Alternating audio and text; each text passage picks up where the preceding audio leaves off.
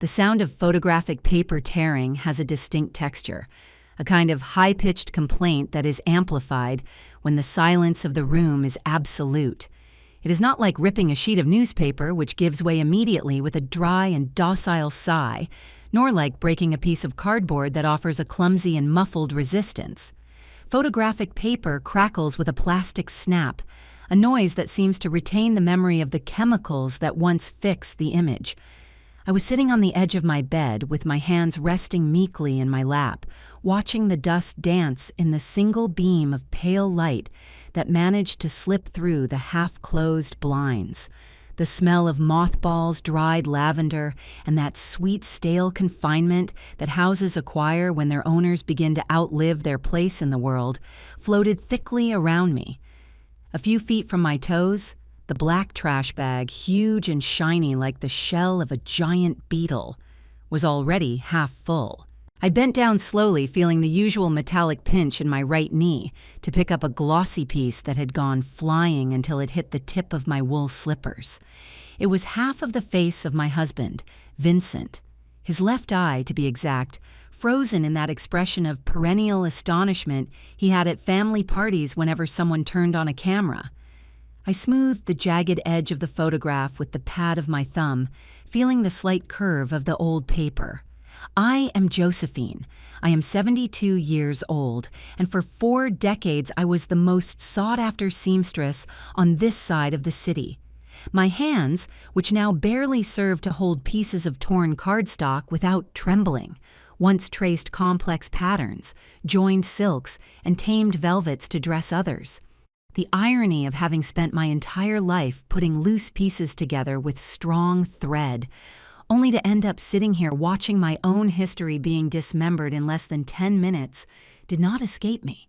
It was fascinating, from a strictly clinical point of view, to observe the efficiency with which my own blood dismantled 40 years of existence.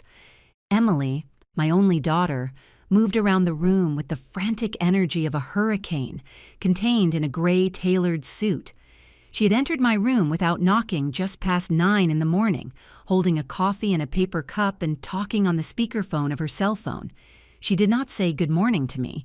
She simply ended the call, left the coffee on the nightstand, leaving a circular moisture ring on the crochet doily I had knitted myself, and pulled out the roll of industrial trash bags she had brought under her arm. That was when she delivered the line without anesthesia, without preambles, looking at me through the vanity mirror while I finished brushing my hair. "We are going to rent out your room," she had said, with that executive tone she used to fire employees or cancel family plans at the last minute. "The situation is impossible, Mom. The numbers are not adding up. We need a passive income, and this space is being wasted. So pack your things, because the tenant moves in on Monday." I did not bother to remind her that the house had belonged to Vincent and me, that the very foundations of the walls that now surrounded her had been paid for with her father's overtime hours at the auto shop, and with my early mornings sewing hems by the light of an incandescent lamp. It was useless. Ever since Vincent passed away 5 years ago, Emily assumed that my existence was some sort of administrative procedure, pending resolution. To her, I was not a grieving widow. I was an unproductive asset taking up too much square footage. I watched her as she yanked open the doors of my oak wardrobe. The piece of furniture groaned in protest. Emily always hated that wardrobe. She said it smelled old, like stagnant time. Without the slightest care, she began pulling out the shoe boxes I kept on the top shelf. They did not contain shoes, of course. They contained photo albums, the meticulous records of a life that no longer served her any purpose. She grabbed the album with the maroon velvet covers, the one Vincent had bought at an antique shop on our 10th anniversary, because the original had been ruined by a roof leak. It weighed like a brick. Emily lifted it with both hands, grimacing in disgust as she felt the accumulated dust on the gilded edges of the pages, and without hesitating for an instant, she dropped it into the jaws of the black plastic. The dull thud echoed on the hardwood floor, making my glass of water tremble slightly on the nightstand. "You just keep pure garbage, Mom," she exclaimed, wiping her hands on the pants of her impeccable suit. Why do you want pictures of people who are not even alive anymore? This is compulsive hoarding. You have to let go of the past so the energy can flow. I marveled in silence at her ability to use phrases from a cheap self-help manual while she was destroying her family's emotional heritage. The next thing to fall into the bag was the navy blue plastic album from the 90s, the one documenting her own birthdays. I saw a bunch of glossy paper fly by. I saw Emily at 7 years old standing in front of a train-shaped chocolate cake, wearing the pink taffeta dress I had custom-made for her, working until my fingers bled from the pinpricks. I saw the photo hit the dark bottom of the bag and disappear under a pile of empty envelopes and old Christmas cards, everything into the pit, everything disposable. As she continued her extermination work, my gaze drifted to the door frame. There, leaning with a pose of studied indifference, was Hunter, my son-in-law. He wore an impeccable linen shirt and Italian leather shoes that cost more than Vincent and I used to spend on groceries in 3 months. Hunter was a man who sweated expensive cologne and perspired excuses. He had a habit of not looking people in the eye when he spoke, preferring to fix his gaze on an imaginary point just over his listener's shoulder. He was the architect of the supposed financial crisis that was forcing them to rent out my room, a crisis that, curiously, did not stop them from upgrading their SUV every 2 years or maintaining their country club membership.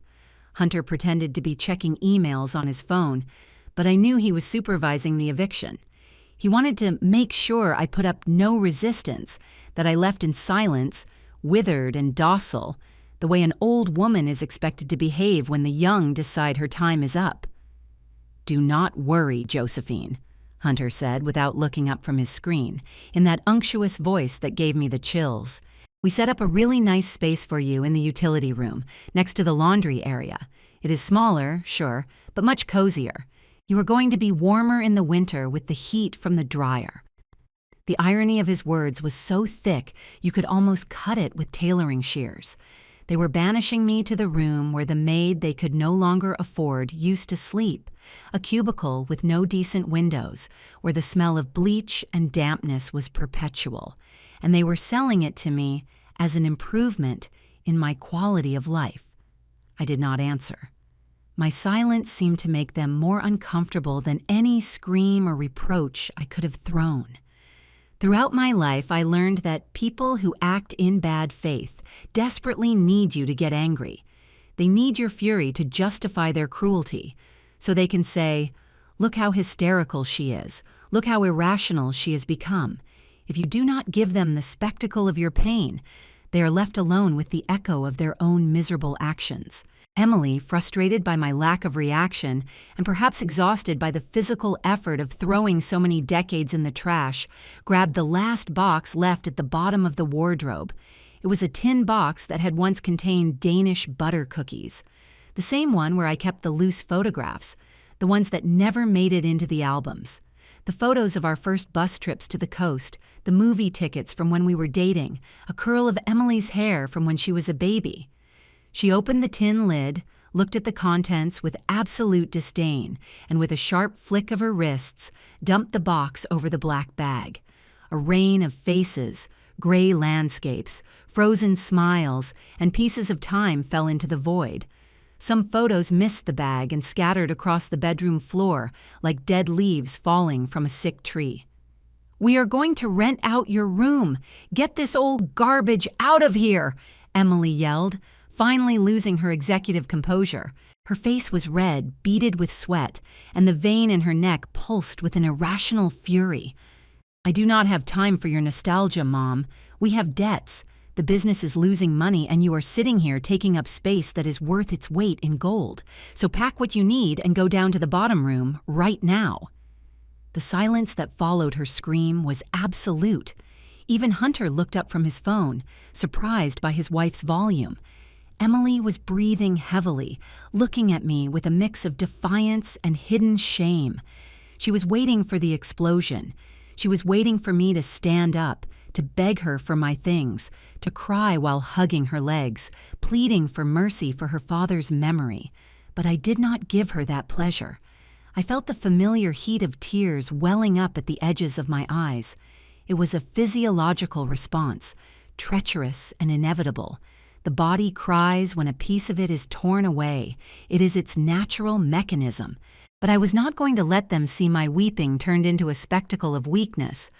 I wiped my tears in silence using the back of my hand with a slow, almost majestic movement, making sure not to alter the expression on my face. I did not let out a single sob. I did not furrow my brow.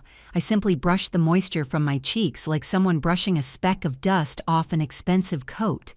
I stood up. My knee protested, but I kept my back straight. I walked to the other end of the room, stepping carefully so as not to crush the photos that had been scattered on the hardwood floor.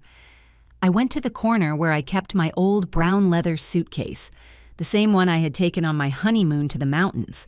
I pulled it out from under the window, slid the rusty metal clasps, and opened it on the smoothed bed. Emily watched me, bewildered. My apparent obedience disarmed her more than resistance would have. I got up and took out exactly 2 blouses. A white one, made of Egyptian cotton, simple and neat. Another navy blue one, with mother-of-pearl buttons that I had sewn on by hand myself. I folded them with the meticulousness of a professional, smoothing every crease, making sure the collars were perfect. I placed both garments at the bottom of the empty suitcase. I did not grab any sweaters.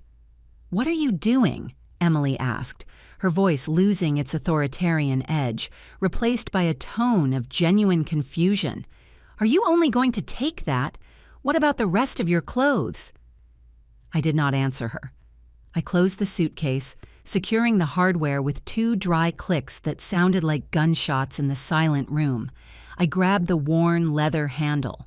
I felt light. Before turning toward the door, I slipped my free hand into the deep pocket of my gray cardigan. My fingers brushed against the smooth texture of a thick and heavy manila envelope that I had been keeping there since the night before. I pulled it out slowly. Emily and Hunter followed the movement of my hand with their eyes. I grabbed the paper cup with my daughter's half-finished coffee, pushing it aside with obvious contempt, and I placed the envelope right in the center of the crocheted doily. I smoothed it with the palm of my hand, making sure it was perfectly aligned with the edges of the wood. It was not a legal document. There were no lawyer signatures, no notary seals, no articles of incorporation, no hidden wills. There was nothing relating to matters of morality. What was inside that envelope was much simpler and far more devastating. They were the proofs of the theft, raw, undeniable, and absolutely personal proofs. They were the tangible evidence of exactly why their business was losing money and where the funds they were now trying to recover by renting out my room were draining into. Evidence pointing to the sustained deception and the double life that had been financed at the expense of our family estate. I left the envelope there, like someone leaving a time bomb with a ticking timer, resting innocently on the wood varnished by Vincent. Emily looked at the envelope. Then she looked at me. "What is that?" she asked, and for the first time all morning, I noticed a slight tremble in her voice. Her posture had become rigid. Her expensive shoes creaked against the floor as she took a half step further into the room. I looked up and looked at them both, not with anger, not with sadness, but with the clinical coldness of someone evaluating a poorly cut garment, knowing that the only remedy is to throw the fabric in the trash and start over. My voice came out without the slightest hint of a tremor, bouncing against the empty walls of what had been my home. "There is too much old garbage in this house. It is time to clean up." I grabbed my suitcase. I walked toward the door, forcing Hunter to step aside to let me pass. I did not look back. I did not look toward the utility room next to the laundry area, leaving behind the oppressive silence that now filled my old bedroom. I walked out the front door of the house, stepping out onto the street bathed in the cold morning sun, letting the heavy oak door close behind me with a final thud. The sound of the latch clicking into place was perfect. Now it was just a matter of waiting for curiosity to crumble over their heads with the same ease that a bunch of old photographs fall into a black trash bag. And I, with my 2 blouses and my nearly empty suitcase, would no longer be there to pick up the pieces. The morning sun hit my face as soon as I set foot on the sidewalk, but it was not a comforting heat. The oak door behind me still vibrated in my ears, a sharp and definitive sound that marked the border between the life I had built for 40 years and the gray asphalt that now stretched beneath my orthopedic shoes. I adjusted the leather handle of my old suitcase. It weighed so little that it seemed to float in my hand, an empty shell containing barely 2 blouses. I made my way down Elm Street, stepping on the loose pavement tiles that Vincent and I used to dodge when we came back from Sunday grocery shopping. The neighborhood was waking up with its usual rhythm, oblivious to the silent cataclysm that had just occurred at number 412. In the distance, I heard the asthmatic engine of a delivery truck completely give out. I felt no fear.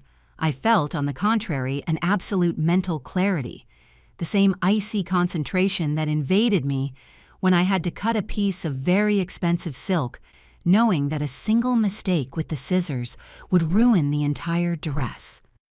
My steps led me, by pure inertia and by design, toward the commercial area of the neighborhood. I needed time to process things. The manila envelope I had left on the crochet doily was just the first cut in the fabric. Now I needed to secure the seams of what would come next. I turned the corner onto the main avenue and pushed the glass door of the coffee shop, the Daily Brew. The brass bell jingled, announcing my arrival from the street. Behind the zinc counter, wiping down the espresso machine with a pristine cloth, was Stella. We had known each other for 30 years. She had been the one who sold me bread on credit during those difficult weeks in the 80s, when Vincent's auto shop was just getting started and clients were slow to pay. Hearing the bell, she looked up. "Josephine, for the love of God, what are you doing with that suitcase at this hour?" Stella asked, setting the cloth aside and coming out from behind the counter. She wiped her hands on her white apron and approached, taking me by the elbow with that familiarity that only decades of being neighbors can provide. Stella did not wait for immediate answers. She disappeared behind the bar and returned a minute later with a steaming mug of black coffee, thick and bitter, exactly the way she knew I took it since I became a widow.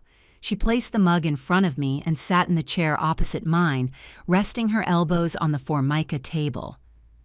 "I left the house, Stella. I decided it was time to lock the door from the outside." Stella opened her eyes wide in horror. Indignation rose to her cheeks, dyeing them a deep red. "What kind of atrocity are you saying?" she exclaimed, lowering her voice when she noticed the few regulars in the place glancing at us. "Did Emily do this to you? Did your own daughter throw you out on the street?" "I always knew how she was," I replied. "But this is beyond words. What are you going to do? Where are you going to sleep?" I took a sip of the coffee. The liquid pleasantly burned my throat. "They did not technically throw me out on the street," I clarified in a neutral tone that seemed to bewilder her. "They offered me the utility room, the one next to the laundry area. They said the dampness had returned. The important thing is not where I came from, but what I left behind before walking through the door." Stella frowned, leaning closer over the table, catching the hint of warning in my voice. "What did you do, Josephine?" I looked at the dark bottom of my mug, and for an instant the coffee shop disappeared. Memory took me back to the loneliness of damp wool. It had been a Tuesday. Hunter had entered my room without knocking, as was his custom, and had thrown a coat onto my bed. It was an Italian wool overcoat, the kind that costs what a working family spends on a whole month of groceries. "Josephine, the lining tore during an important meeting with some investors for the shop," he said. He did not say thank you. He did not ask how I was feeling. He simply left the garment and walked away. I had taken the coat with resignation. I took it to my small sewing table, turned on the articulated arm lamp, and put on my reading glasses. By touch, I immediately noticed that something hidden inside had ripped the fabric. I took my small scissors, the fine pointed ones that Vincent had sharpened for me for the last time before he died, and I began to open the seam with surgical care. That was when I found it. It was not an original pocket from the design. It was an added compartment sewn clumsily, crudely, with uneven stitches. Inside that clandestine pocket, there was a small black leather case with a zipper. I pulled it out. It was heavy. When I opened it, I did not find legal documents or boring contracts. I found the truth, raw and in full color. There was a stack of printed photographs. In the first one, Hunter was hugging a young woman with platinum blonde hair in front of an infinity pool. The photos corresponded to the week in November when Hunter had told Emily he was traveling to the city to renegotiate the debt with the suppliers. I moved on to the next photo. Hunter, the young woman, and a boy of about 2 years old at an amusement park. The boy had the same deep-set eyes as my son-in-law. Beneath the photos were the receipts, crumpled thermal paper slips, including one for a diamond necklace paid in cash for a value of $12,000. The monthly wire transfer receipt for the rent of a luxury apartment in a gated community on the other side of town. While Emily was working 14 hours a day, trying to save the beauty salon she had opened with her inheritance, and while my heat was cut off in the winter to save on expenses during the crisis, Hunter was bleeding our lives dry. But I did not go running to show the photos to my daughter. If sewing taught me anything, it is that if you pull the wrong thread too early, the knot tightens instead of undoing itself. Emily was so blinded by that man that if I had shown her the evidence at that moment, he would have found a way to manipulate her, to claim they were fake, to call me crazy and a meddler. I put the items in my purse. I walked 4 blocks in the rain to the neighborhood print shop and paid to have high-quality color copies, made of absolutely everything. Then I returned to my room, put the originals back in the leather case, shoved it into the clandestine pocket, and sewed the coat's lining back up with an invisible stitch so perfect that not even the most expert tailor would have noticed the intervention. I handed the coat back to Hunter. He put it on without looking at me and left. He never knew his secret had passed through my hands. I snapped back to the present, to the clinking of mugs in the coffee shop. Stella was looking at me with her mouth slightly open, her hand resting on her chest. I left copies of all of that in a manila envelope on my nightstand right before I walked out, I told Stella, finishing my coffee in one gulp. Emily had just thrown all the photos of her father in the trash, saying she had to clear the house of garbage from the past so money could come in. Well, I left her the real reason they do not have money, and I left it on a silver platter. Stella let out a dry, raspy laugh, a mix of shock and admiration. My God, Josephine, you are made of ice. That girl is going to drop dead when she opens that envelope. But listen to me. That man is dangerous. When he feels cornered, he's going to deny everything. He's going to say you forged that out of spite. I know, I answered, standing up and smoothing the skirt of my dress. That is why I am not done yet. The copies I left Emily are just to open her eyes, but Hunter is not going to go down with just that. He needs to lose control of the thing that matters to him the most, the facade. I grabbed my suitcase. I pulled a bill out of my coin purse and left it on the table. Stella tried to hand it back to me, but I stopped her with a firm gesture of my hand.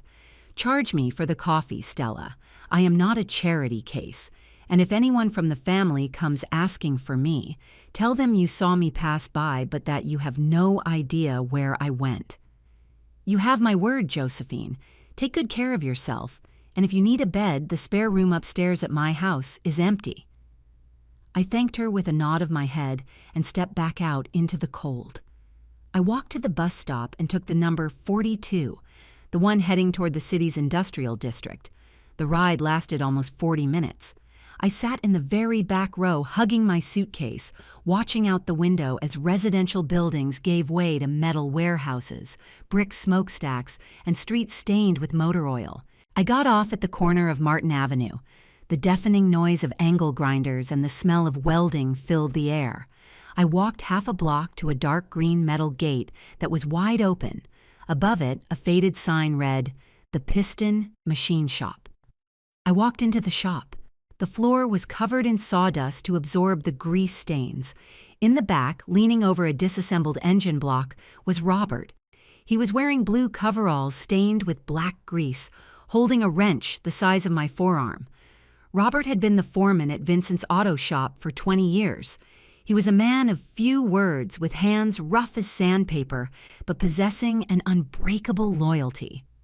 When Vincent died, Hunter took control of the family business. The first thing he did was fire Robert, claiming he was obsolete and that he needed to modernize the staff. Robert never complained.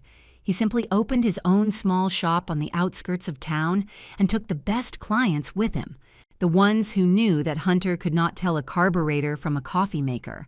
I approached in silence until my shadow fell over the engine.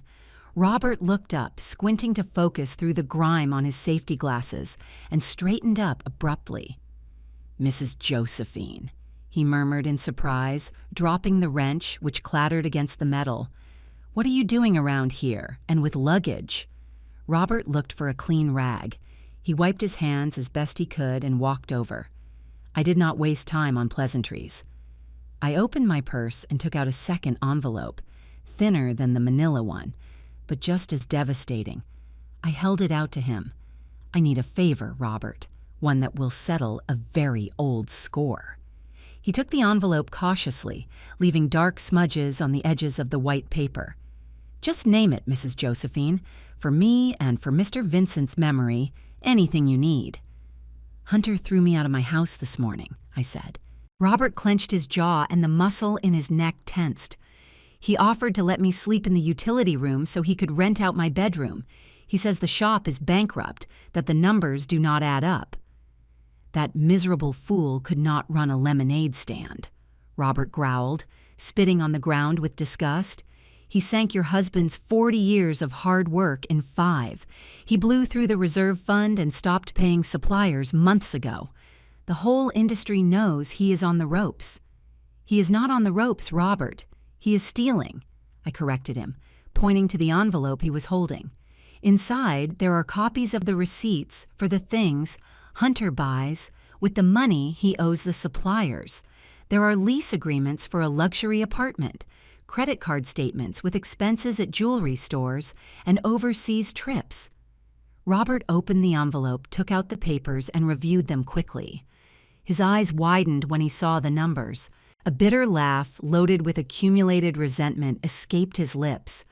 "This piece of trash. No wonder the guys at the parts import warehouse told me he owed them thousands.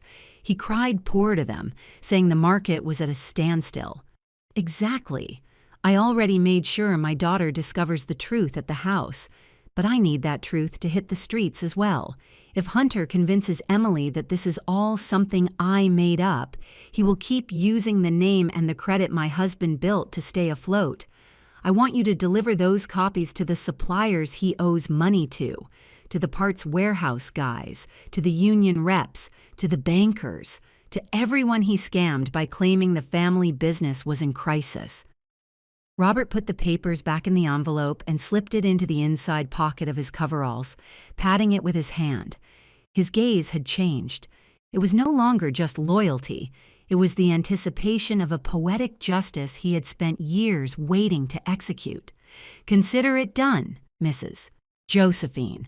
By noon tomorrow, there will not be a single merchant in the industry who will sell that scammer even a screw on credit. The show is over." "Thank you, Robert. Vincent would be proud to know that the shop was defended by you." I said goodbye to him with a handshake. The grease on his palm stained my fingers. But I did not care.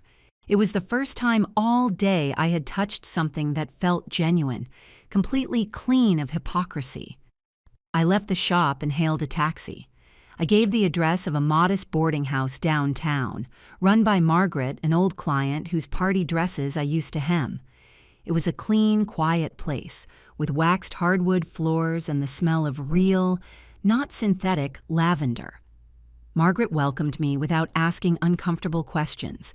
She charged me for the week in advance with a discount I did not ask for and handed me the key to room number 4 at the end of the hallway.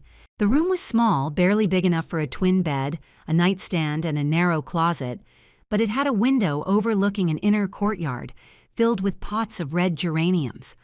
I walked in, locked the door, and put the suitcase on the bed. I opened the metal clasps, took out the Egyptian cotton blouse, and hung it on a wooden hanger. Then I took out the navy blue one with mother-of-pearl buttons and placed it next to it. That was everything I owned in the world at that moment, and it was more than enough. I sat on the edge of the mattress, which creaked softly under my weight. Right at that moment, the old cell phone, the flip phone kind that I kept at the bottom of my purse, began to vibrate and ring with a shrill tone. I took it out.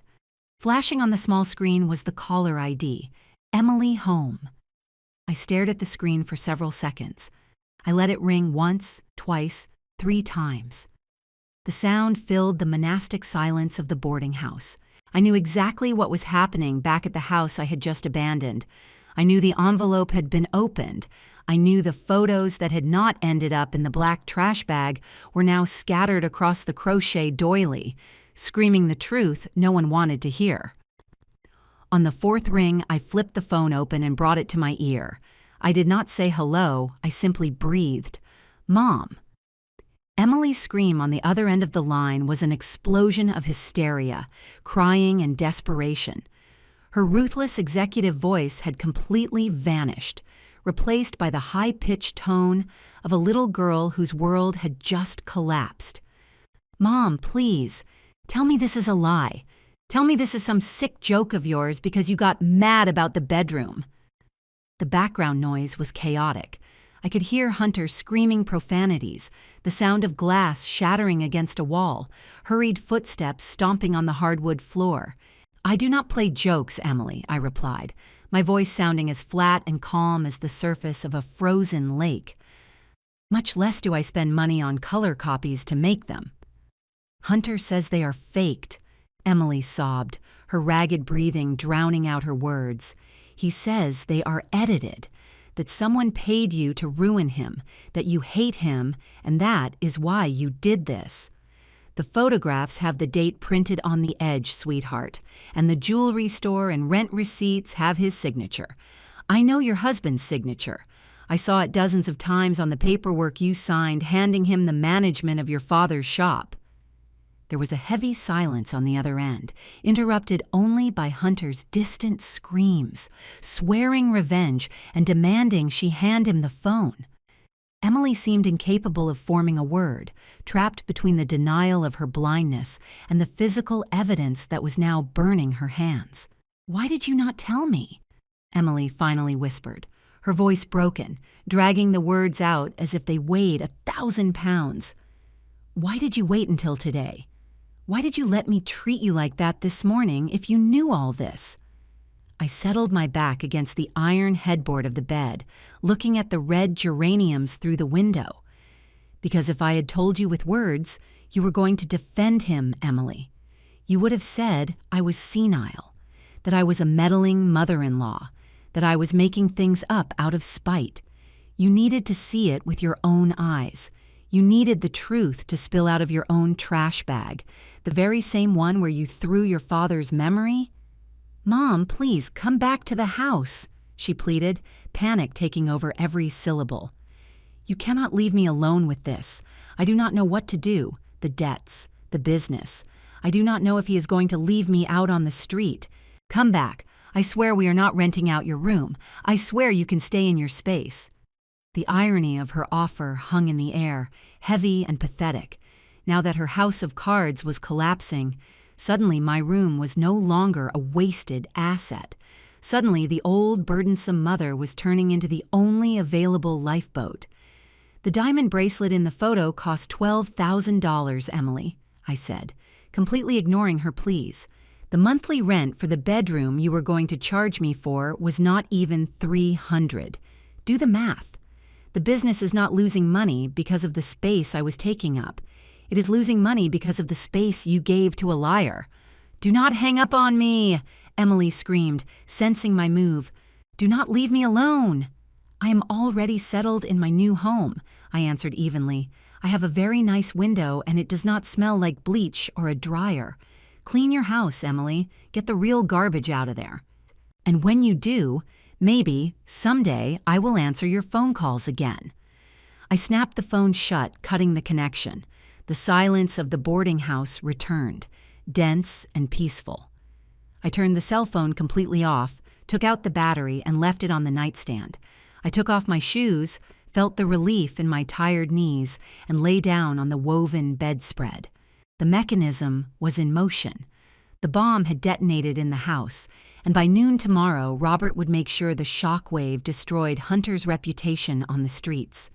I just had to wait, breathing in the scent of real lavender, knowing that, for the first time in years, the threads of my life were back exclusively in my own hands. And this time, I had no intention of letting them go to stitch up anyone else's disaster. The first night away from the house that I had helped build brick by brick wrapped around me with a strange, foreign texture. The silence in Margaret's boarding house was not the heavy, reproach-laden silence that reigned in my old bedroom, but a clean, almost antiseptic one. I woke up before the sun managed to peek over the metal roofs of the neighborhood. The room was freezing, but the cold did not pierce my bones. Instead, it worked like a bucket of clear water that cleared my mind of any trace of doubt. I lay on my back for several minutes, looking at the cracks in the ceiling plaster. Those irregular lines reminded me of the patterns in the old lace I used to mend in my youth, capricious paths that always led to a central knot. I threw off the covers slowly, feeling the crispness of the starched sheets. My bare feet touched the waxed hardwood floor. I went to the small white porcelain sink in the corner of the room. I turned on the cold water tap and let the crystal-clear stream run for a few seconds. I washed my face with a glycerin soap that smelled like rosemary. The freezing water took my breath away for an instant, but it forced me to be completely present. As I dried myself with a small, rough towel, I looked at myself in the beveled mirror. My face did not show the fatigue of a 72-year-old woman who had just been banished from her own home. The dark eyes looking back at me were lit with a spark I had not seen since the days when Vincent and I fought against the banks to keep from losing the shop during the crisis back in the 90s. I walked over to the bed and grabbed the white Egyptian cotton blouse I had hung on the headboard the afternoon before. I put it on slowly, buttoning every mother-of-pearl piece from the collar down to the waist, my fingers, slightly deformed by osteoarthritis and scarred by decades of needle pricks, moved with mechanical precision. I smoothed the collar of the blouse in front of the mirror. It was impeccable. I did not need jewelry, imported perfumes, or silk coats to uphold my dignity. That simple blouse was my armor. I walked out of the room and headed down the boarding house hallway. The smell of floor wax and freshly brewed coffee floated in the air. I reached the small reception area where Margaret was standing behind a dark wooden counter, organizing some utility bills. Hearing my footsteps, she looked up and offered me a kind smile, free of pity. "Good morning, Josephine. Up with the chickens, as always," she told me, pushing a steaming ceramic mug toward the edge of the counter. "I made you a black coffee. I know you do not like it with sugar." "Good morning, Margaret. I appreciate it," I replied, taking the mug. The heat of the ceramic comforted the palms of my hands. "You keep an impeccable house. It is so peaceful in here." "I do what I can. The guests are quiet, mostly traveling salesmen or older folks looking to escape the noise. Were you able to rest?" I took a sip of the coffee. The strong, roasted flavor pleasantly scraped my throat. "I slept like I had not slept in 5 years," I said, and it was the absolute truth. I did not stick around to chat about my family problems. Margaret had the decency not to pry, and I had no need to give explanations. I left the empty mug on the counter, adjusted the gray cardigan over my shoulders, and walked out to the street. The morning wind hit my face hard, dragging dry leaves across the broken pavement of the sidewalk. The city was in full motion. Buses braked with sharp squeals, kiosk vendors arranged newspapers on their stands, and people walked with the rush of someone who has a clock ticking down on their debts. I joined the flow of people on the sidewalk, walking with a steady pace toward the main avenue. My right knee complained with a dull pinch at every step, but I learned to ignore physical pain a long time ago.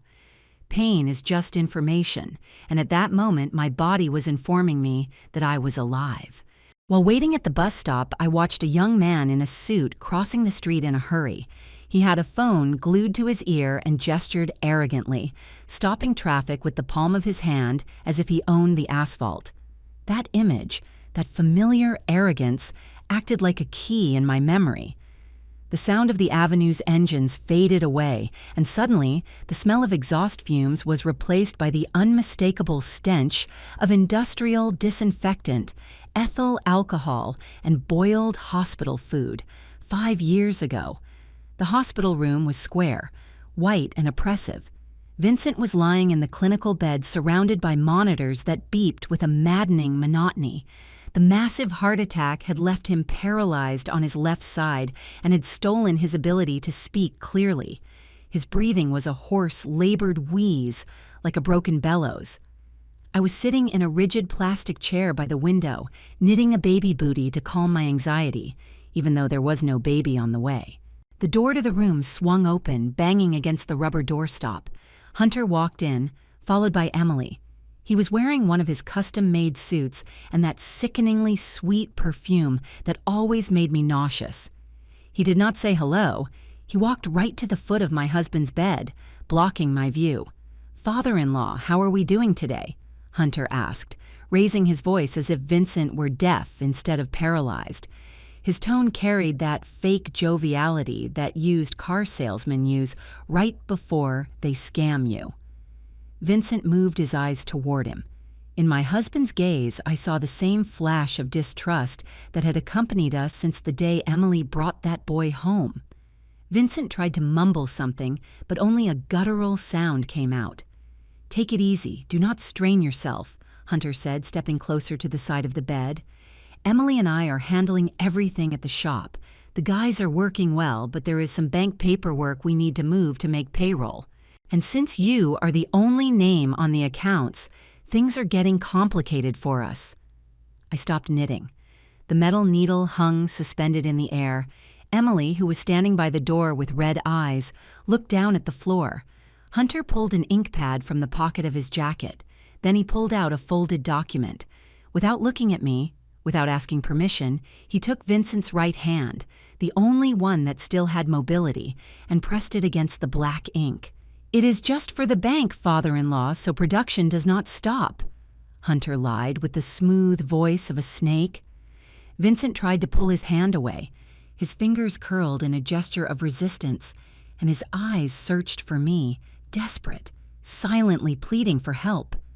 I stood up, but Hunter was faster. With a brutal force disguised as care, he pressed my husband's inked thumb onto the dotted line of the document.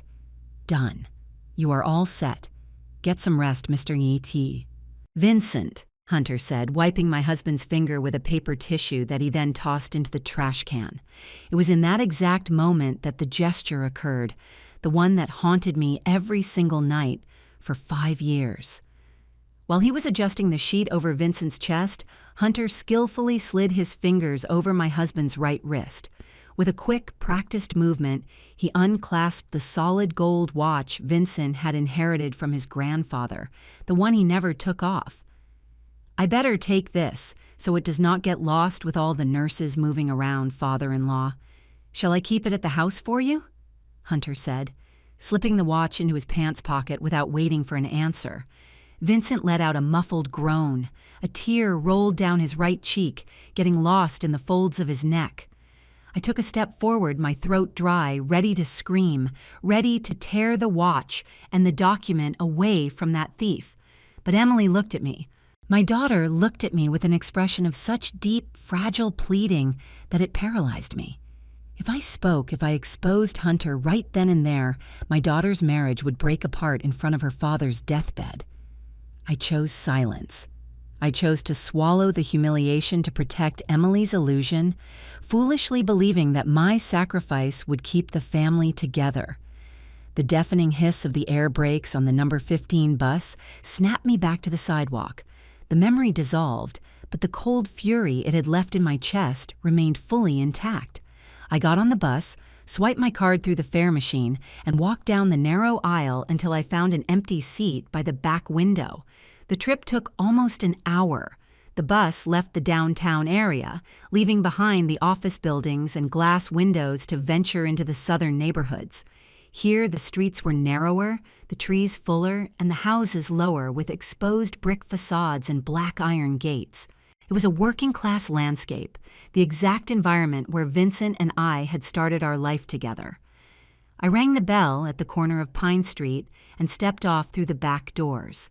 I walked half a block until I stopped in front of a house with a yellow facade. It had a small front yard where wild rose bushes grew. The smell of damp earth and lavender filled my lungs. I approached the wrought iron gate and pressed the metal doorbell hanging from the pillar. A small dog barked from inside the house.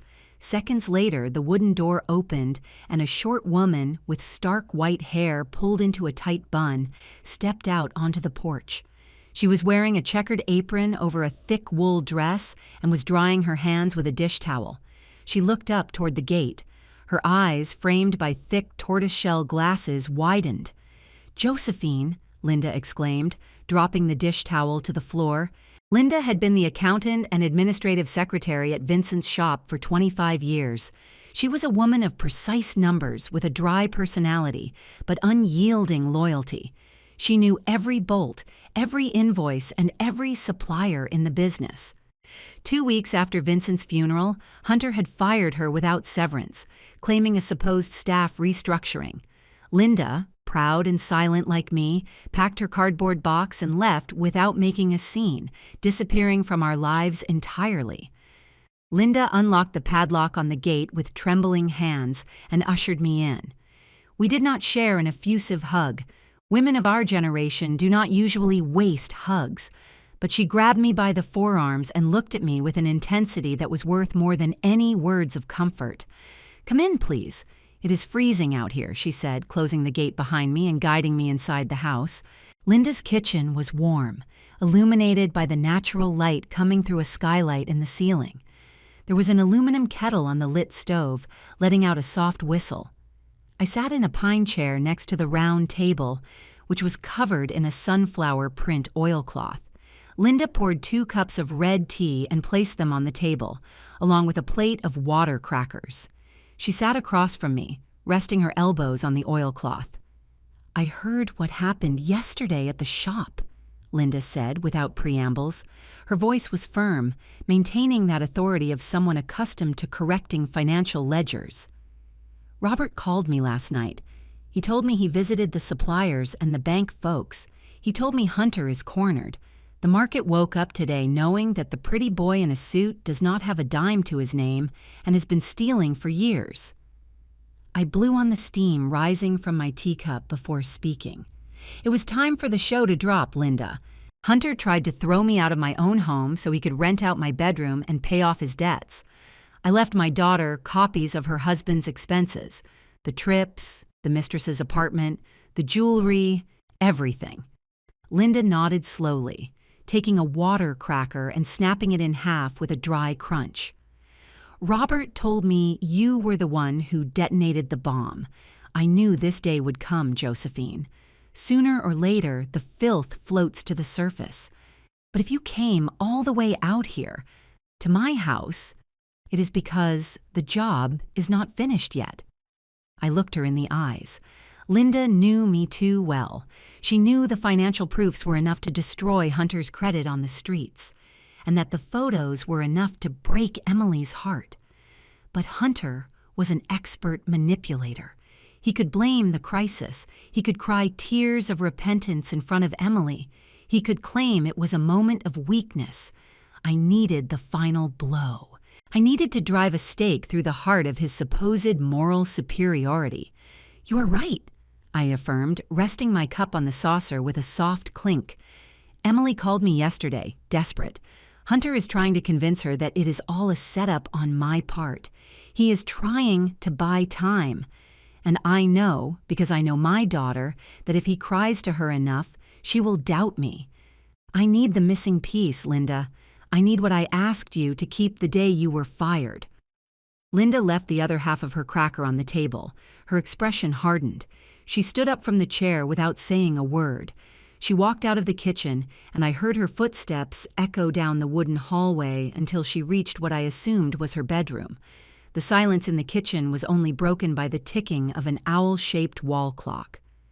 Minutes later, Linda returned.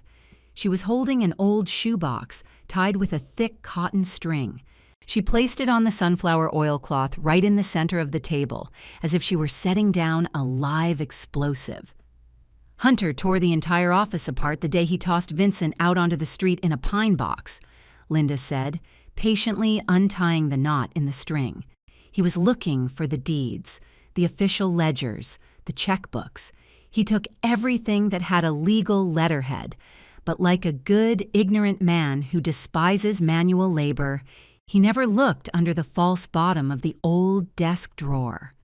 Linda removed the cardboard lid. Inside the box rested a brown leather notebook, worn at the edges, with a black elastic band keeping it closed. The smell of old leather, dust, and that dark tobacco Vincent used to smoke in his pipe flooded the space between us. I reached out and touched the leather cover. A shiver ran down my spine. It was my husband's personal notebook. It was not an accounting book with notary seals. It was the record of his soul, written in his tight, hard-to-read handwriting. "Vincent started writing this 6 months before he died," Linda explained, lowering her voice as if someone could hear us. "When he started to suspect Hunter's embezzlements on the minor purchases, he noted down every time Hunter overvalued a spare part and kept the difference. He noted down the secret meetings the boy had behind the family's back. But the most important part, Josephine." Linda opened the notebook almost to the end. The pages were yellowed.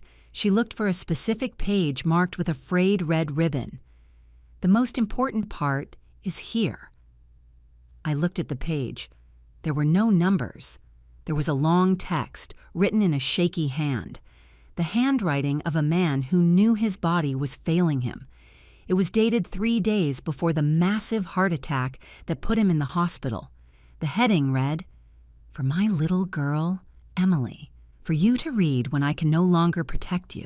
Vincent explained to his daughter, with the bluntness of a desperate father, how Hunter was bleeding the auto shop dry.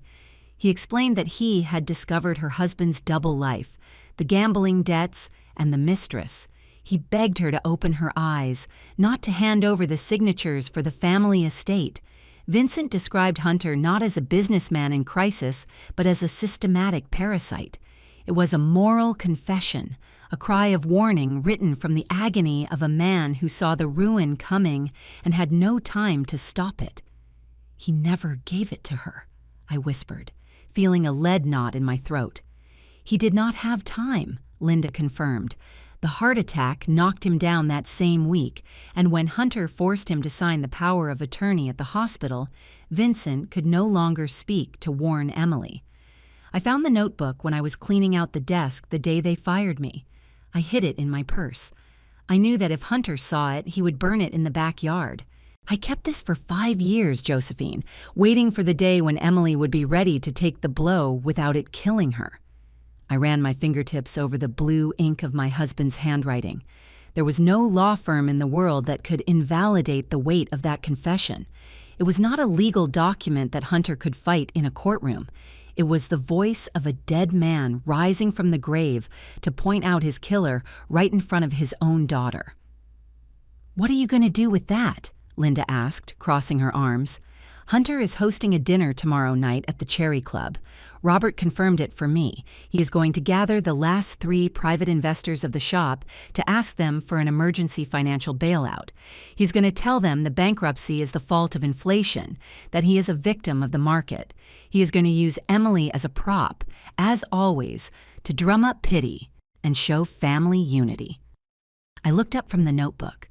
The image formed in my head with absolute clarity.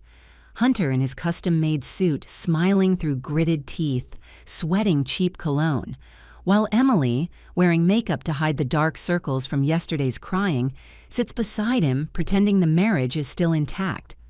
I closed the leather notebook and secured the black elastic around it. I picked it up with both hands. It weighed much more than the fake balance sheets my son-in-law used to present. Hunter believes that the silence of decent people belongs to him, I said, putting Vincent's notebook at the bottom of my black purse, making sure to zip it completely shut. He believes that, because we stay quiet so as not to hurt our own, we are cowards. Tomorrow night, I am going to that dinner at the club. Linda's eyes widened, but a small, sharp, and dangerous smile appeared at the corner of her lips. They are going to deny you entry, Josephine. It is a private club. I have known the head waiter of that dining room since I used to mend his school uniforms when he was a little boy, I replied, standing up and smoothing my skirt. I will go in through the kitchen. Nobody looks twice at an old woman walking through the service hallways. Linda stood up as well and walked me to the door. The small dog barked again when the wind rattled the iron gate. Leave no stone unturned, Josephine, Linda told me as a farewell, resting a firm hand on my shoulder. I have no intention of doing so, I answered. I stepped out onto the street. The afternoon sky had filled with dense gray clouds, forecasting a storm. I walked toward the bus stop with my purse held tight against my body. The weight of Vincent's notebook bumped against my hip with every step, setting the rhythm of a march that could no longer be stopped. Tomorrow night, amidst the crystal glasses and white tablecloths, Hunter would have to listen to the voice of the man whose watch he stole on his deathbed, and the silence finally would change sides. The rain began to fall just as the sun finished sinking behind the gray downtown buildings. A curtain of freezing water washed the sidewalks and forced pedestrians to seek shelter under the store awnings. I watched the drops hit against the fogged glass of the number 60 bus, feeling the constant and comforting weight of the black leather purse on my lap. Inside that purse, Vincent's brown notebook rested like a radioactive core, emitting a silent energy that kept my back straight and my mind sharp. I did not feel cold, even though the vehicle's heating system was broken and the air smelled of damp metal and soaked clothes. My body operated with the precision of a watchmaker, preparing to adjust the most delicate piece of the entire gear system. The ride to the gated garden district, where the imposing cherry club stood, gave me enough time to organize my thoughts. Hunter had always been a predictable man in his arrogance. His strategy to survive the financial disaster he himself had caused was not going to be based on humility or hard work. It was going to be based on theater. He needed a luxurious stage, dim lights, carved crystal glasses, and the complicit silence that money usually buys to convince the investors that his bankruptcy was a mere illusion of the market. And above all, he needed to show off Emily as the trophy of family unity, the devoted wife backing the misunderstood businessman. I got off 2 blocks from the main entrance of the club. The water soaked my orthopedic shoes almost immediately, but I walked without rushing my pace. The wrought iron street lamps illuminated the perimeter fences, guarded by security personnel in heated booths.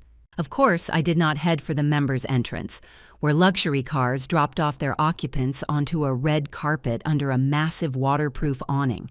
I walked around the block, heading down the service alley where garbage trucks and food supply vans dropped off their loads.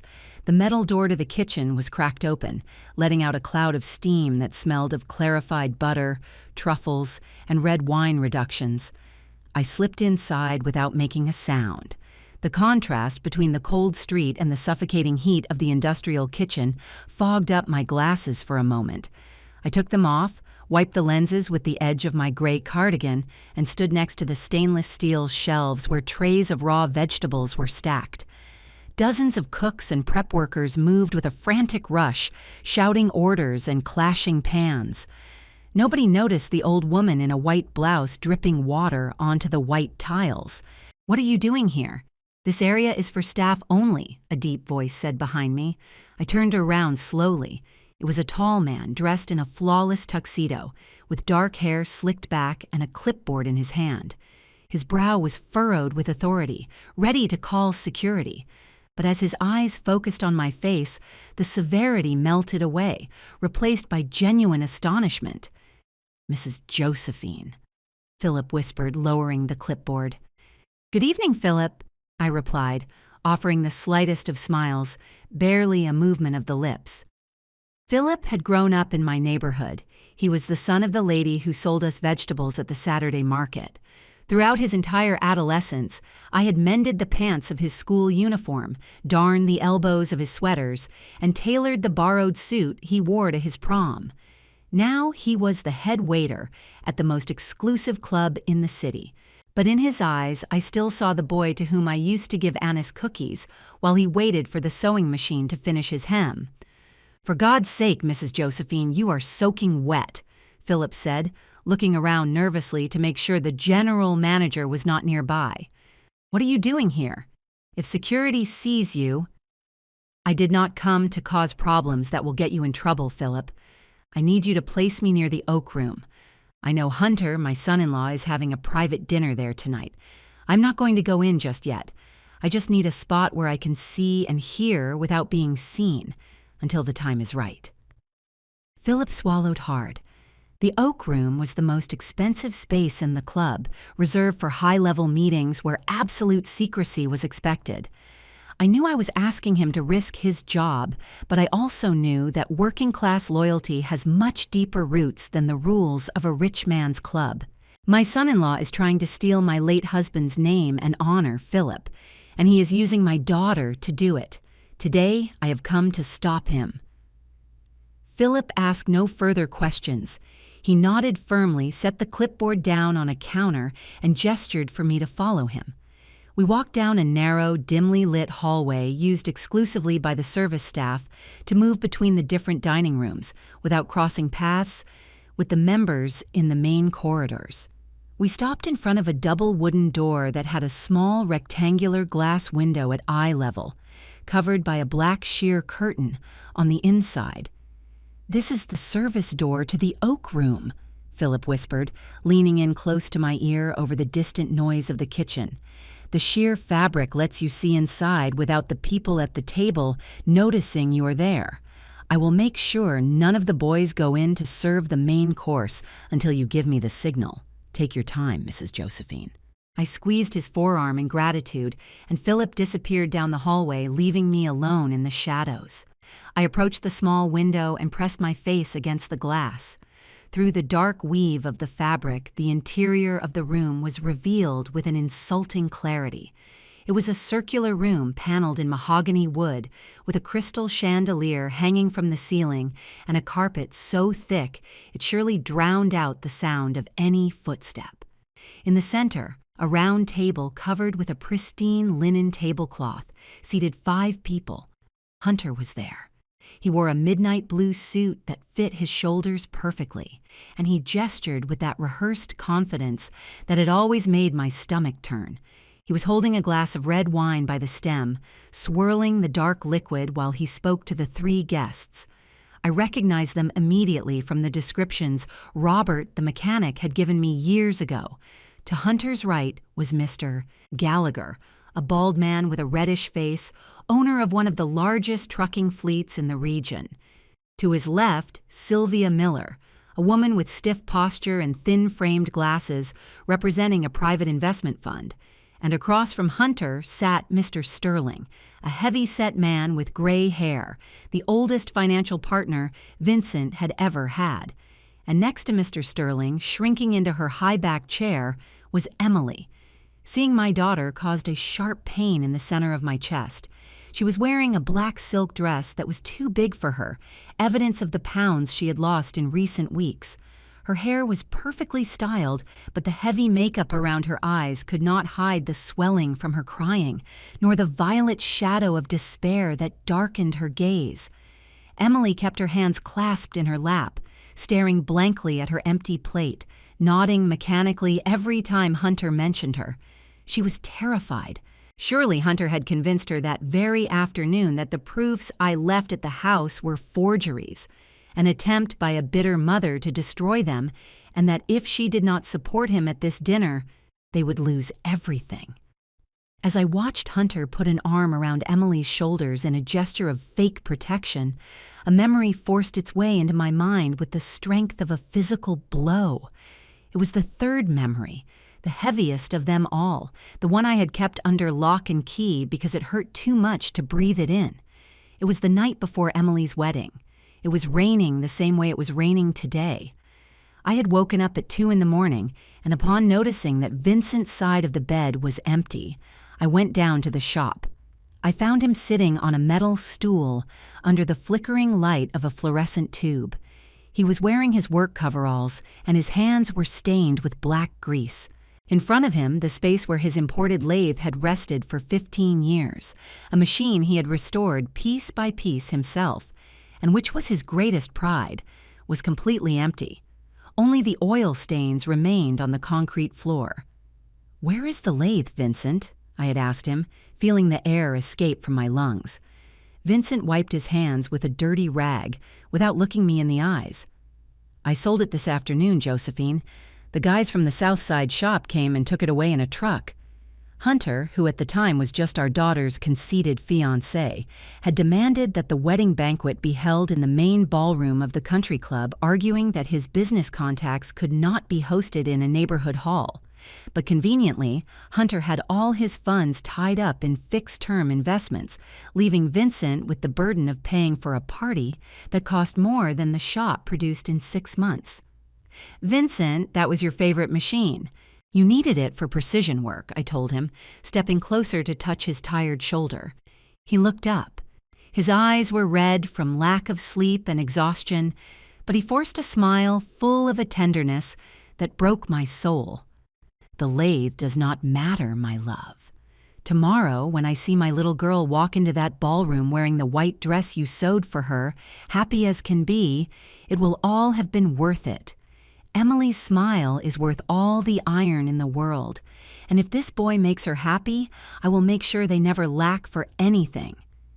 He just held his glass and kept smiling for the photos, swallowing his humiliation so as not to ruin his daughter's night. The sound of Hunter's voice, amplified by the acoustics of the Oak Room, brought me back to the present. "And that is why, ladies and gentlemen, I have gathered you tonight," Hunter was saying, standing up and resting the palms of his hands on the white tablecloth. His tone was one of rehearsed solemnity. "We all know that the macroeconomic situation is ruthless. Inflation and our clients withholding payments have put us in a position of temporary illiquidity. But the Piston Machine Shop is not just a company. It is a legacy. It is a family." Hunter looked at Emily, forcing her to look up. "My wife and I have sacrificed everything to keep my late father-in-law's dream alive. Emily has not slept in weeks, reviewing budgets, cutting expenses. We even had to ask Emily's mother to vacate her bedroom in our house so we could rent it out and generate extra income. That is how committed we are. There is no sacrifice we are not willing to make." The cynicism of his words was so thick, it was almost toxic. The investors looked at him with neutral expressions, evaluating the businessman. "The only thing we need is a financial bridge," Hunter continued, opening his hands in a gesture of transparency. "A capital injection of $200,000 to cover immediate debts with suppliers and reactivate the credit line. I am offering you 30% of the company's shares in exchange. It is an opportunity to save a pillar of the local industry and, frankly, an absolute steal for you once we get past this turbulence." Mr. Gallagher, the bald man, rubbed his chin. "The rumors on the street are ugly, Hunter. My truck drivers say the suppliers cut off your credit because the money was diverted, that there are unpaid invoices going back 8 months. "Malicious gossip from the competition, Mr. Gallagher," Hunter replied without flinching, flashing a serene smile. "When a leader stumbles, mediocre people invent stories. I assure you that every penny coming into the company is audited. My wife can attest to our austerity. Right, my love?" Emily opened her mouth, but no sound came out. Her hands were visibly shaking on the table. It was time. I unzipped my purse, pulled out Vincent's leather notebook, and held it firmly. I pushed the double doors. The perfectly greased hinges did not make a single sound, but the creak of my orthopedic shoes on the wooden threshold was enough to make all 5 heads turn in my direction. The contrast was absolute. They were wrapped in silks, custom suits, and the sparkle of diamonds. I was standing there with my wool skirt damp from the rain, my worn gray cardigan, and my white blouse buttoned to the neck, barging through the servant doors. The silence that fell over the oak room was so profound that I could hear the hum of the air conditioning. Hunter went pale. The smile of the self-assured businessman vanished from his face, giving way to a mask of pure disbelief. His hand, which was still holding the wine glass, hung suspended in the air. "Mom," Emily whispered. The sound escaped her lips like a plea, mixed with terror and an unconfessable relief. "Ma'am, I believe you have the wrong door," Sylvia Miller, the woman from the investment fund, chimed in, looking at me with confusion. I did not answer her right away. I walked slowly toward the round table. Every step I took seemed to suck the oxygen out of the room. Hunter finally reacted, slamming his glass down on the table with a thud. "What are you doing here, Josephine?" Hunter hissed, dropping the respectful mother-in-law title and adopting a low, threatening tone. "This is a private meeting. Get out of here right now or I am calling security." I stopped 3 feet from the table. I did not look at Hunter. I fixed my eyes on the 3 investors, scanning their faces with the coldness of someone diagnosing a terminal illness. "You 3 are about to throw your money into a black hole," I said. My voice did not tremble. It sounded clear, measured, and possessed the unquestionable authority of someone who has absolutely nothing to lose. "This man just spoke to you about sacrifice. He spoke to you about austerity and family honor. But he did not tell you that the debts with the suppliers do not exist because of inflation. They exist because he emptied the company accounts to pay for a luxury apartment for his mistress and $12,000 in jewelry." Hunter slammed his fist on the table, making the silverware jump. "She is crazy," he yelled, his voice losing all control. "Do not listen to her. She is a bitter, senile old woman. We kicked her out of the house because she became a danger to herself. Everything she says is a lie. Emily, tell them your mother is sick." Emily closed her eyes, unable to look at me or the investors. The tears began to ruin the makeup she had applied with such effort.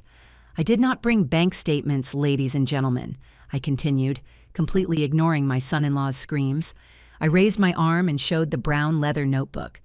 "And I did not bring legal papers either. Financial police and accountants will take care of that tomorrow.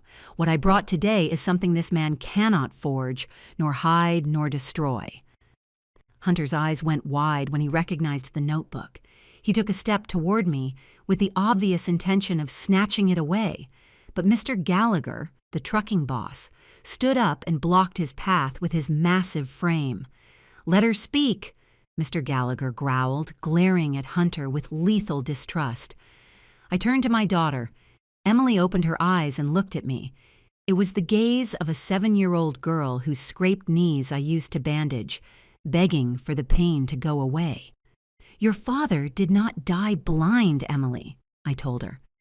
And for the first time all day, I felt moisture clouding my vision, but I forced myself to blink to keep it at bay.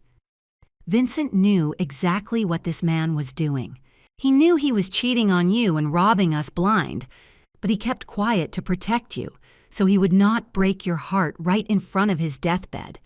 He thought his silence would keep you safe. He was wrong, and I was wrong too, by playing along.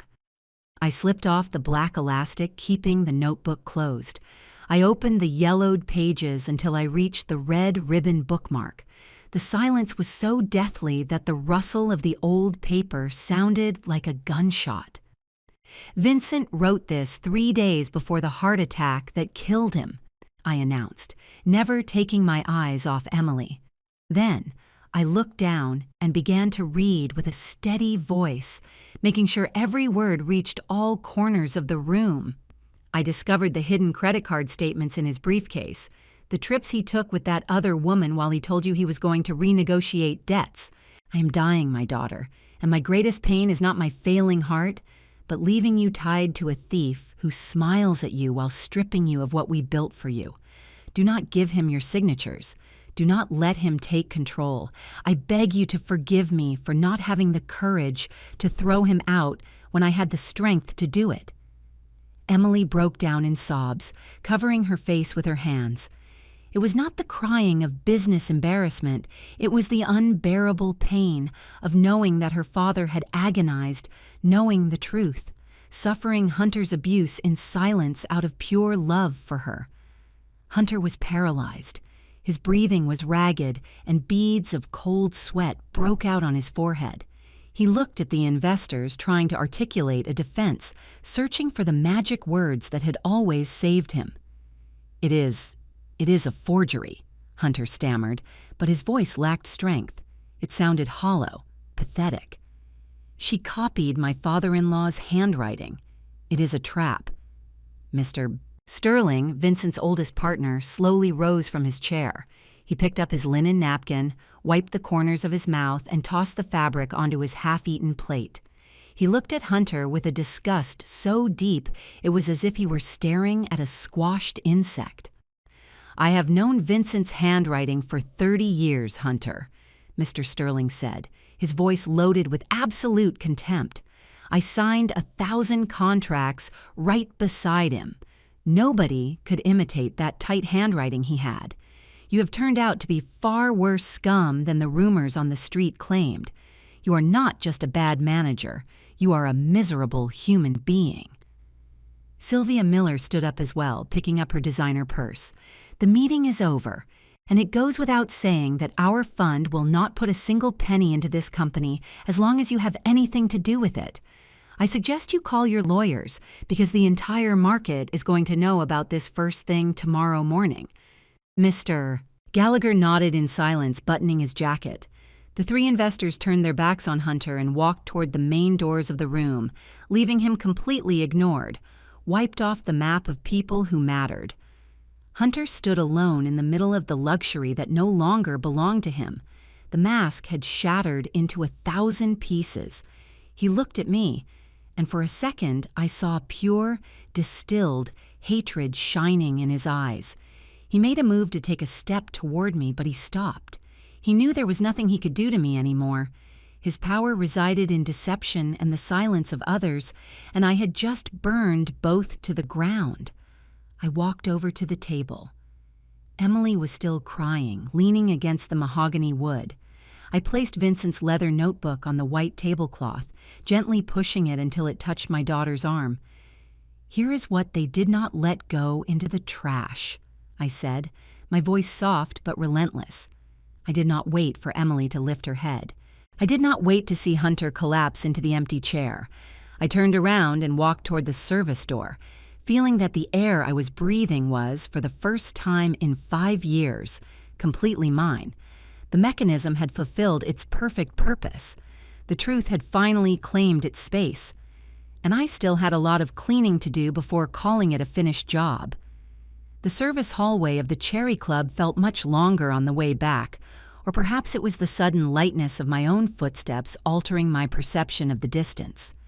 I walked across the white tiles, dodging stainless steel carts loaded with dirty plates and leftovers from other people's banquets, feeling like the suffocating atmosphere of the oak room was left behind like a dead skin I had just shed.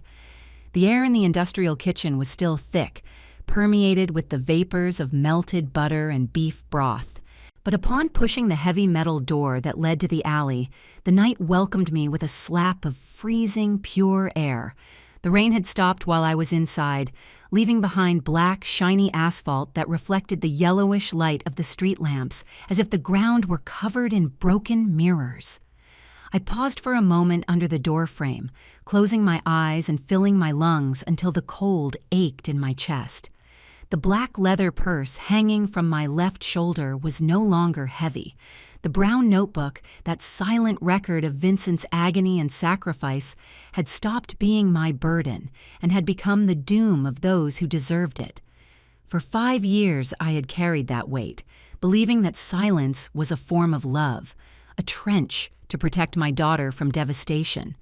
But love that covers up misery ends up rotting, and I had just thrown the windows wide open to let the wind carry the rot away. Philip, the head waiter, poked his head out the half-open door behind me. He was carrying an empty silver tray under his arm and looked at me with a mix of respect and absolute awe. He asked me no questions about what had happened in the dining room, but the slight nod of his head was enough to understand that the echo of the explosion was already ringing through the club's hallways. I returned the gesture with an imperceptible smile. I adjusted my gray cardigan over my shoulders and began walking down the dark alley, leaving behind the plastic luxury and the tailored lies. The ride on the number 60 bus back to the boarding house was a silent transit. I watched the city glide by on the other side of the fogged glass, the traffic lights blurring into red and green smudges. My right knee throbbed with a dull, rhythmic pain, a physical reminder of the night's dampness, but my mind operated with the absolute clarity of freshly polished glass. I felt no guilt. I felt no remorse for having exposed Hunter in front of the only people he considered important, nor for having forced Emily to read her father's words. The compassion has a limit, and mine had run out the instant my daughter decided my memories were disposable garbage. When I pushed open the front door of the boarding house, the wall clock in the reception area read just past 11 at night. The smell of floor wax and natural lavender wrapped around me like a familiar hug. Margaret was sitting in her wicker chair behind the counter, knitting a mustard-yellow wool scarf by the light of a floor lamp. Hearing the creak of the door, she lowered her needles and watched me over her reading glasses. She saw my mud-stained orthopedic shoes, the damp hem of my skirt, and the granite expression that still had not faded from my face. True to her prudent nature, she did not utter a single word of interrogation. She stood up in silence, walked to the small communal kitchen behind the reception area, and returned 2 minutes later with a steaming mug of chamomile tea. She handed it to me across the dark wooden counter, wrapping her warm hands around my cold ones for a second. I thanked her with a silent nod, took my room key, and walked down the hallway. That night, lying on the firm mattress in room number 4, there were no ghosts haunting the ceiling or voices from the past demanding justice. I slept a deep, heavy, dreamless sleep, the sleep of the just or of those who have finally closed the ledger. Exactly 3 weeks passed since that night at the Cherry Club. Winter began to give way, allowing some mornings to be tinted with a warm sun that encouraged the neighborhood shopkeepers to throw their doors wide open. It was Tuesday, just past 10 in the morning, and I was sitting at the back table in the Daily Brew, the exact same place where I had sketched the first lines of this new pattern. Across from me, Stella was wiping the counter with her pristine cloth, while Linda and Robert occupied the remaining chairs at my table. The smell of roasted coffee and freshly baked croissants filled the air, but the attention of all 3 of us was focused on the news the mechanic was bringing from the front lines. "Not even the echo of his name is left on the street, Mrs. Josephine," Robert said, resting his massive, rough hands on the Formica table. He was wearing his blue coveralls, but he had scrubbed up thoroughly before coming to see me. Mr. Sterling did not even wait for the sun to come up. He called his lawyers that very same night. They filed a criminal complaint for fraud and corporate mismanagement. They used the copies of the expenses you gave me and the testimony of the other investors. When Hunter tried to walk into the shop the next morning to empty the safe, he found 2 squad cars at the door and a brand new padlock on the rolling gate. I took a small sip of my black coffee, feeling the heat spread down my throat. "And the suppliers?" I asked, my voice sounding neutral, devoid of any tone of cheap triumph. "Mr. Gallagher put the word out to the whole trucking union," Linda chimed in, adjusting her tortoiseshell glasses with a sharp movement. "They froze the commercial accounts before noon. Hunter tried to transfer what little was left in the reserve fund to a personal account overseas, but the bank manager, who was a very good friend of Vincent's, froze the transfers, citing irregularities with the signatures. They left him without a single penny." Robert let out a raspy laugh that made a couple of customers at the bar turn their heads. "But that is not the best part," the mechanic continued, leaning forward, savoring every word. "When the pretty boy realized he was going to be arrested if he stayed anywhere near the accounting books, he ran to the luxury apartment he paid for the mistress. He thought he could hide out there. Turns out the blonde girl saw the news about the embargo. She found out the credit cards were bouncing everywhere, and she changed the locks that very same afternoon. She left him 2 suitcases with his designer clothes in the building hallway and told the security guard that if Hunter tried to come upstairs, to call the cops. He was literally left on the street, still wearing his suit and without a place to drop dead." I listened to the story with the same clinical attention I used to inspect the quality of a silk thread before threading it through a needle. I felt no pity for Hunter. The pity is a feeling reserved for those who suffer by the twists of fate, not for those who build their own guillotine plank by plank. "Where is he now?" Stella wanted to know, walking over to our table with a tray and pretending to clean the adjacent table so she would not miss a single detail.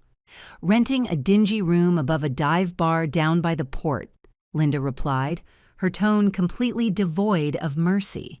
"He is working as a 4th-tier clerk in a scrapyard, making minimum wage. Nobody in the automotive industry or financial circles will ever give him a job again. His reputation is buried under 10 feet of concrete, and he still has to face Mr. Sterling's lawsuit, which is going to rip out his fillings." I nodded slowly. The mechanism had worked with terrifying precision. The moral evidence I had thrown onto the mahogany table had been the detonator, but it was the sheer weight of Hunter's own lies that ended up crushing him. He had believed that power lay in appearances, in forcibly taken signatures, and in the silence of the weak. He discovered, far too late, that when the foundations are rotten, you only need to pull out a single stone for the entire castle to collapse. "And Emily?" I finally asked, pronouncing my daughter's name with a softness that contrasted with the harshness of the previous conversation. Linda sighed, intertwining her fingers on the table. Her expression softened, remembering that, despite everything, we were talking about the little girl who used to run around the shop years ago. "Emily filed for divorce the day after the dinner," the accountant explained. "She used the photos you left her in Vincent's notebook as proof of moral and financial damages. She kicked Hunter out of the house that same night, but the financial situation was unsalvageable, Josephine. To keep them from foreclosing on the shop and losing Vincent's legacy entirely, Emily had to liquidate her personal assets. She sold the big house, the one they lived in. With the money from the sale, she managed to pacify the most urgent suppliers and keep a minimal production line open at the shop, which Robert now manages alongside her." Robert nodded, confirming the information. "The girl is working her fingers to the bone, Mrs. Josephine. She gets there at 6 in the morning and leaves at 9 at night. She is learning to get her hands dirty. She does not wear those expensive suits anymore. She walks around in jeans and steel-toe boots. She has a lot to learn, but she has Mr. Vincent's blood. When the blindfold came off, her true character showed." "She sold the house," I repeated in a whisper, feeling a strange twinge in my chest. The walls Vincent and I had built, the hardwood floors I myself had waxed on my hands and knees, the oak wardrobe where I kept my memories, all of that no longer existed. It had been swallowed by the whirlpool of debts. "Where is she living?" Linda looked me in the eyes, hesitating for a second before answering. "She rented a studio apartment in the industrial zone, 5 blocks from the shop. It is a tiny place, Josephine. Barely enough room for a bed and a hot plate. Ironically, it is smaller and damper than the utility room they wanted to force you into. Life has a very dark sense of humor sometimes." I finished my coffee and placed the cup on the saucer. The symmetry of destiny was relentless, but it brought me no joy. My daughter's pain, although necessary for her awakening, was still pain. I said goodbye to Robert and Linda, thanking them for the loyalty they had kept to my husband's memory. I left the coffee shop and walked back to the boarding house, feeling that the midday sun was finally managing to warm the wool of my coat. That same afternoon, while I was sitting in the small inner courtyard of the boarding house, surrounded by Margaret's red geranium pots, the bell at the front door rang timidly. I was darning a tear in the hem of my dark skirt, enjoying the silence and the mechanical precision of my own fingers, when I heard hesitant footsteps approaching down the wooden hallway. I did not need to look up to know who it was. The rhythm of those steps, dragging and heavy, I had known for almost 40 years. Emily appeared under the courtyard archway. The sight of my daughter forced me to stop my needle mid-stitch. She looked as though she had aged 10 years in barely 3 weeks. She was wearing an oversized gray wool sweater, frayed at the cuffs, and shapeless denim jeans. Her face was completely free of makeup, pale, and the dark bags under her eyes told the story of countless sleepless nights. But what shocked me the most was not her physical appearance, but the absence of that executive arrogance that had coated her like armor for years. She was hunched over herself, clutching a tin box against her chest as if it were a fragile shield. It was the same Danish cookie tin from which she had emptied my photographs into the black trash bag. She looked at me in silence for several seconds, her eyes quickly filling with tears. She made no effort to hide. I did not offer her a chair. I did not stand up to hug her. I simply rested my skirt on my lap and waited for her to find the words she had lost in the oak room. "Mom," she finally said, her voice cracking on the first syllable. "I went looking for you at the Daily Brew. Stella told me you were staying here." She approached slowly and knelt in front of my chair on the cold tiles of the courtyard. She placed the tin box on my knees, pushing aside the fabric of my skirt with reverential care. "I pulled the bag out of the street before the garbage truck came," Emily whispered, lowering her head, unable to hold my gaze. "I spent 3 nights sitting on the kitchen floor, taping every piece of paper back together with clear tape. I found the photo of Dad at my uncle's birthday. I found the honeymoon photo. I cleaned them all. They are in here. I know they are ruined. I know they have marks on them, but I did not let them get lost." The pain in her voice was genuine, heartbreaking. It was the lament of someone who has just understood the magnitude of their own blindness. I ran my hand over the cold lid of the tin box, feeling the slight, raised lettering. "Forgive me, Mom," Emily continued, resting her forehead against the edge of my chair, weeping with the abandon of a little girl. "Forgive me for treating you like a burden. Forgive me for believing his lies. Dad died knowing what he was doing to me, and he did not tell me to protect me.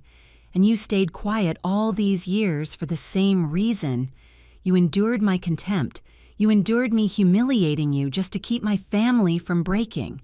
I was an idiot, a blind, arrogant fool. I lost everything. I lost the house. I lost my respect. I lost you." I looked at the crown of her head, the messy brown hair I had brushed so many times before she went to school.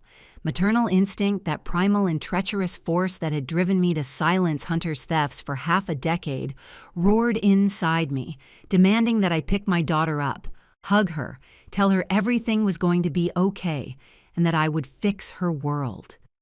But the woman sitting in that chair was no longer the submissive widow who allowed her life to be dismantled. The affection had not disappeared, but it had transformed into a relentless sentinel. Loving Emily, truly loving her, meant letting her face the consequences of her own choices. I raised my hand and placed it gently on her hair.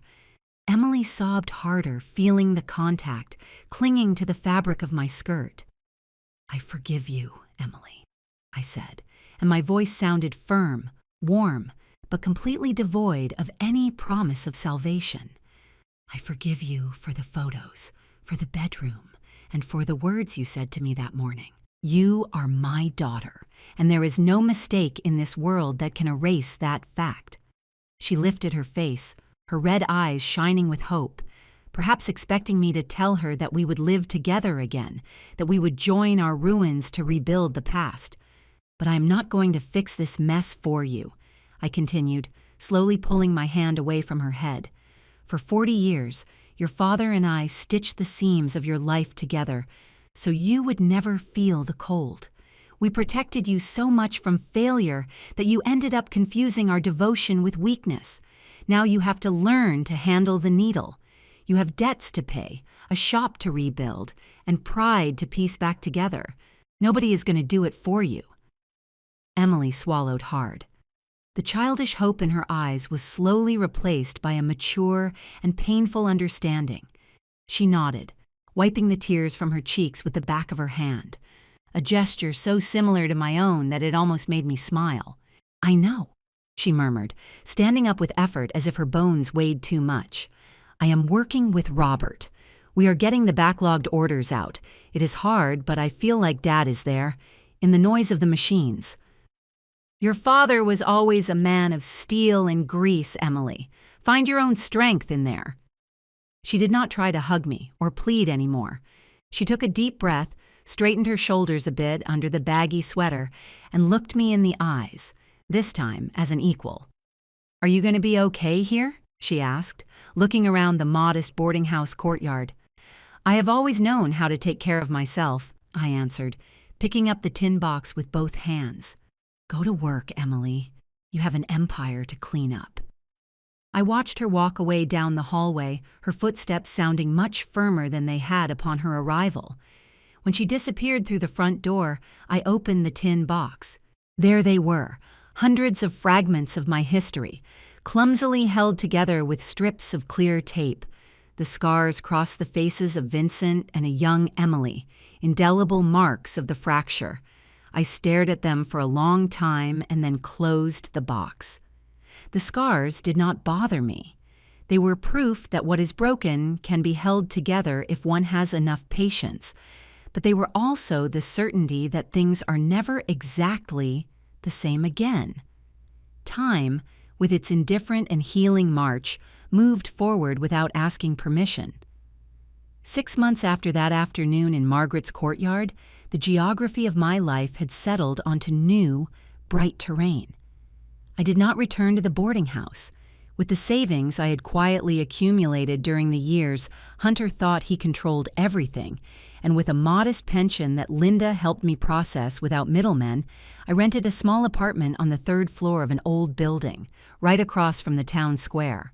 It was a space with barely 2 rooms, but it had a massive east-facing window where the morning sun poured in, painting the hardwood floors a warm, vibrant honey color. The smell of mothballs and stale confinement that had plagued my old bedroom was replaced by the scent of clean cotton, jasmine tea, and fine machinery lubricating oil. In the center of the living room, illuminated by natural light, reigned my new acquisition, a second-hand industrial sewing machine, restored to perfection by one of Robert's contacts. Its black metal body and precise gears were an extension of my own will. I no longer mended coat linings for ungrateful sons-in-law, nor did I sew out of desperate necessity. I had returned to my craft on my own terms. Sylvia Miller, the investment fund representative who had witnessed Hunter's downfall in the Oak Room, contacted me weeks after that incident. She did not call out of pity, but because, in her own words, someone with the integrity and precision I had demonstrated that night surely tailored exceptional suits. Sylvia became my very first client in this new chapter. I designed a navy blue cold wool tailored suit for her, with cuts so precise that no factory could match them. The satisfaction on her face as she looked at herself in my full-length mirror was the best business card. Soon other women from her circle began walking up the stairs of my building, seeking the exclusivity of work done with patience, talent, and a clinical eye for detail. I never saw Hunter again, and his name stopped being mentioned in my conversations. He was a banished ghost, a grease stain that had finally been scrubbed from the shop floor. Emily came to visit me one Sunday a month. We did not talk about the past or the debts. We drank jasmine tea. She told me about the technical problems with the lathes, and I explained the complexity of a bias cut pattern. Our relationship had become a fragile but transparent crystal, where we both knew exactly where the other's boundaries lay.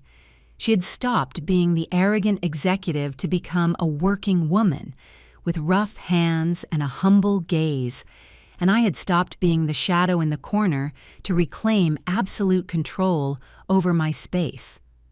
On that particular evening, the autumn air was starting to chill the window panes. I was standing in front of the ironing board, running the heavy steam iron over the finished lapel of Sylvia Miller's jacket. The hiss of the steam hitting the damp wool was the only sound in the apartment, a constant and soothing noise marking the end of the workday. I turned off the iron, hung the flawless suit on a cedar wood hanger, and covered it with a protective garment bag. My back cracked slightly as I stretched, but the pain in my knees had drastically decreased since I stopped carrying the weight of someone else's silence.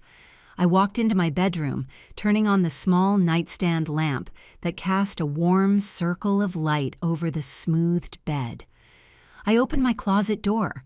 It was organized with military symmetry, smelling of fresh wood. On the far right end, separated from the rest of my work clothes, hung the two garments that had accompanied me on my exodus that cold morning.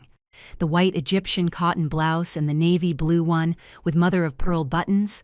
I ran my fingertips over the soft fabric of the white cotton, noticing a tiny, almost invisible thread poking out from the edge of the left cuff.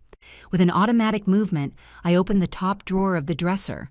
I took out my small scissors, the fine pointed ones Vincent had sharpened for me, and stepped closer to the garment. I took the loose thread between my thumb and index finger. I pulled it just taut enough and closed the steel blades. The metallic snip was sharp and definitive, cutting the thread perfectly, flush with the fabric, leaving no trace of imperfection. I put the scissors back in the drawer and closed it with a solid thud. I looked around the empty room, feeling the vastness of the space that now belonged entirely to me. There was nothing out of place, no one to justify my actions to, no lies to cover up. I turned off the nightstand lamp. The room went dark, illuminated only by the silver glow of the moon slipping through the window, and I let myself be wrapped in the absolute silence of a life that, finally, was tailored exactly to my measure.